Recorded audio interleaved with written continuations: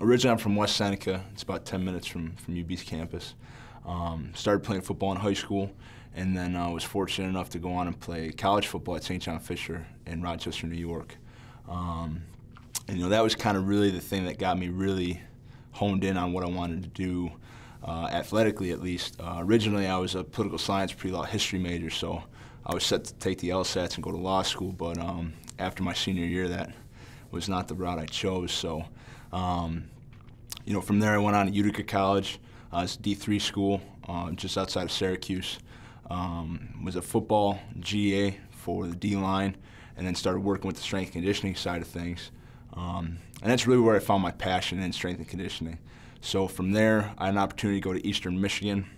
I was an intern there, and then was hired on as an assistant, and then was promoted to associate head.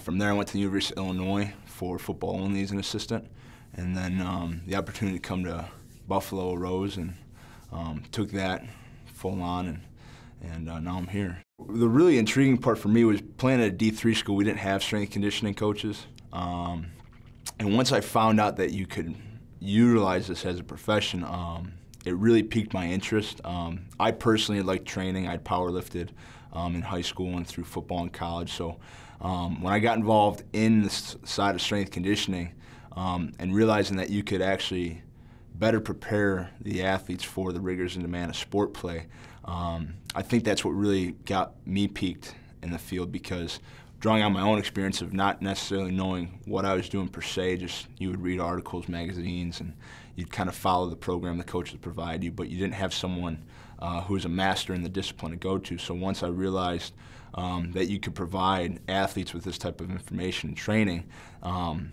the developmental process is really what kind of sparked my interest more than just football. And even though we prepare them for the rigors and demands of sport play for football, there's all these other X factors. There's the mental side of things, the conditioning aspects. And then for me, I really do find a passion in the science of it. So learning how things work and why you train certain ways to achieve different outcomes is really kind of what got me really engaged in the field, and kind of really where I found my passion in it. When I look at my philosophy, the biggest thing that we try to do is produce better athletes on the field. So for me, we draw on a lot of experiences. We talk about having a toolbox, and our toolbox is vast. I wouldn't say that we are an Olympic-based program or a powerlifting-based program. I think every modality has a time and a place. So if you look at those things as tools, I think there's a tool for the right thing that needs to be adjusted, fixed, or trained. So the biggest thing is trying to produce a better and higher quality athlete for the sport coaches. So all-encompassing, we look at general qualities. We'll get to specific natured qualities as we get closer to competition, but the best thing that I try to do and our staff tries to do is get our athletes to be more athletic, and then allow the sport coaches to implement their specific needs and demands for their position or skill work, so they can have a higher quality product on the field. Coach Quinn's awesome to work for. He's a guy that gets it. He understands the importance of the strength and conditioning side of things. He actually, in the pillars of development for football, we actually have our own pillar of physical and skill. So we look at all the aspects of strength, power, speed, agility, conditioning. We look at nutrition and recovery, and then we look at skill development through position-specific training. So the fact that he's able to recognize and give us a pedestal, if you will, or a place of importance is a unique relationship in and of itself, but it's also a special relationship because we are with the student athletes so much throughout the year. And if you look at that year, so much of it is a developmental process. So we have a lot to do with what happens in the long-term part of the process in regards to developing our athletes.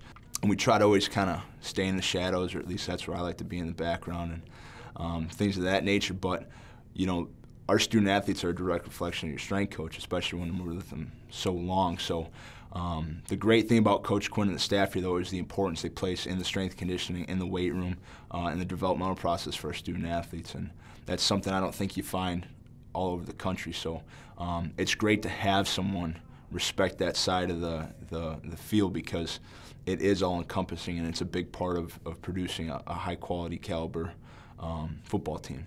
You know, being able to come back home and have pride in this area, you know, I've been gone for a long time, probably just about 9 years from home. So coming back to the area, the 716, Western New York, and being able to have that pride in an area you grew up in. And, you know, I've watched you be college football when I was in high school, and, you know, watched it develop when I was in college, and then always kind of followed it a little bit to a certain degree when I was away. But just the pride in knowing that I'm from the area, and, you know, seeing my high school coaches, and all those aspects are just very important, because you kind of look at things a little differently. You know, you're from the area, so you want to do everything you can, and you want to make your family proud. And all the people that influenced me through my development in high school in this area, you know, make all these people proud, because it's something special. It's home, you know, and there's a lot of things here that you don't experience elsewhere in the country. Always used to joke around, there's a special smell like in the fall when football hit that you only found in Western New York when all the trees started turning.